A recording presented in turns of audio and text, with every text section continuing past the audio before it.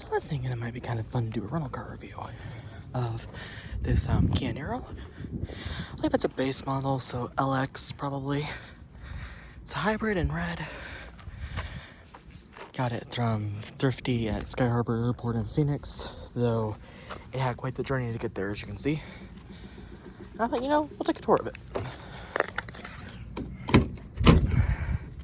And more importantly, get out of the sun for a minute.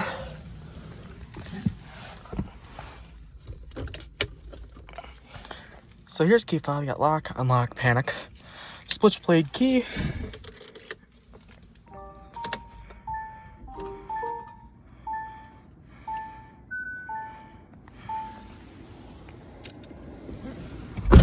And yeah, the air is going to be on because it is Arizona and it is 108 Fahrenheit.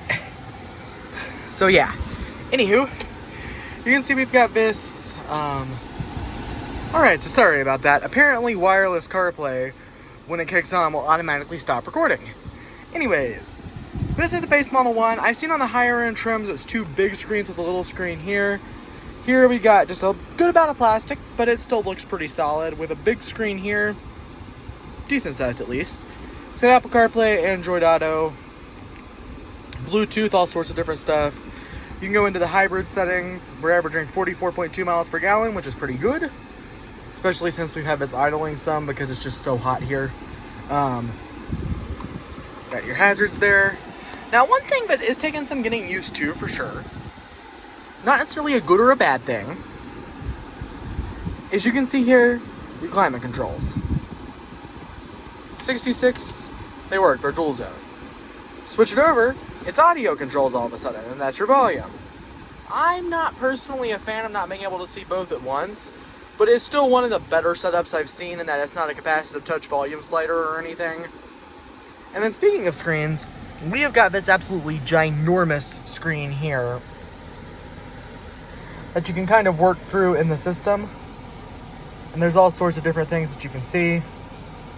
And I'm going to be honest, I don't really know enough about this. Haven't been using it too much to really know what all we've got.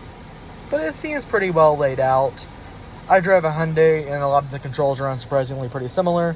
See down here you can change your drive mode.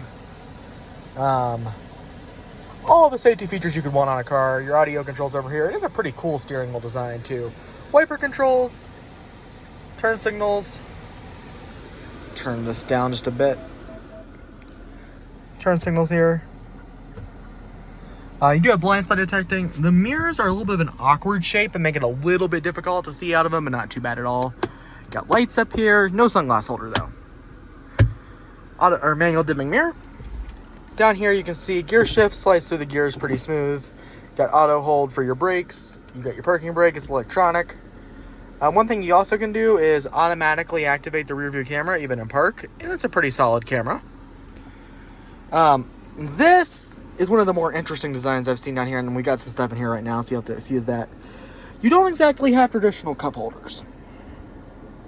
So you have this big, put this back actually, this big open space down here. I'm gonna open up hopefully, and you can actually, even if you wanted to, take this out even, I think, yeah, and have a real big space. But you can still have a standard center console if you'd like to. But then you have this big gigantic open space here with 2 different spaces for cup holders that pop out like so. This is a prickly pear cactus lemonade that's very, very good. Set this back down in here. And this is a hybrid. It handles very nicely. There's nothing too special about the powertrain, but it definitely serves its purpose well. Gas engine just kicked in.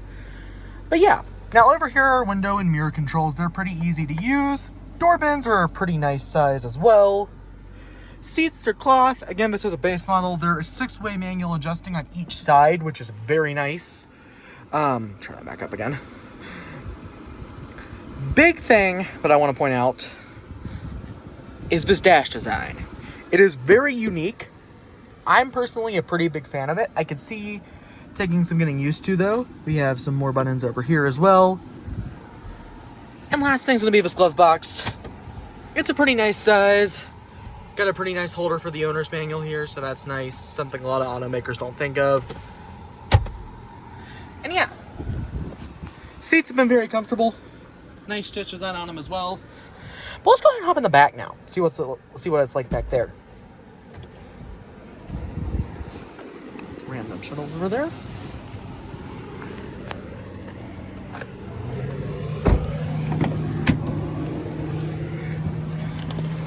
And back here, as you're soon about to see, it is a good bit of the same.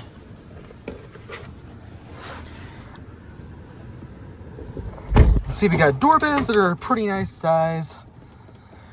Window controls, door latch. Got a light up here. Handles and coat hooks. One negative, and I'm sure if you upgrade a trim or two, it's not as big of an issue, but it definitely is an issue on this one. No vents. No armrest, and they didn't even bother to put cup holders in back here. So if it won't go into the door, I guess you're kind of out of luck. Now that's the negative. The positive is 3 seats. Car seat anchors are not the best, but they're also not the worst. You do have a seat back pocket over here, and 2 USB-C ports. Legroom is definitely good for a subcompact size SUV. The seat design, it can be a little hard to see around. Now, this seat is a pretty good ways back, though. And what I'm going to do is I'm going to actually pick some of this stuff up and set it in the back. Bear with me just a moment.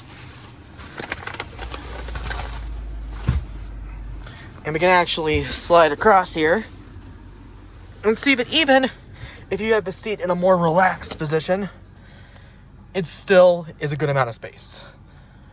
And I don't know if these recline or not. They do not.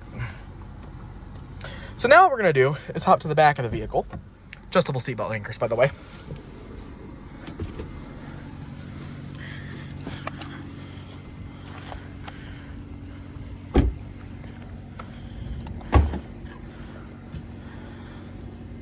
Just so you can see that the rear, it's a good amount of space as well. You've got some underfloor storage with a fix-a-flat, presumably.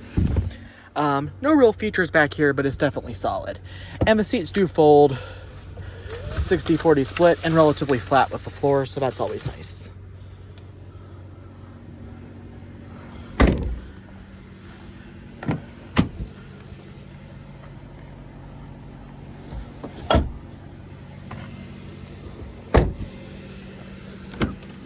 And there's those seat controls from earlier.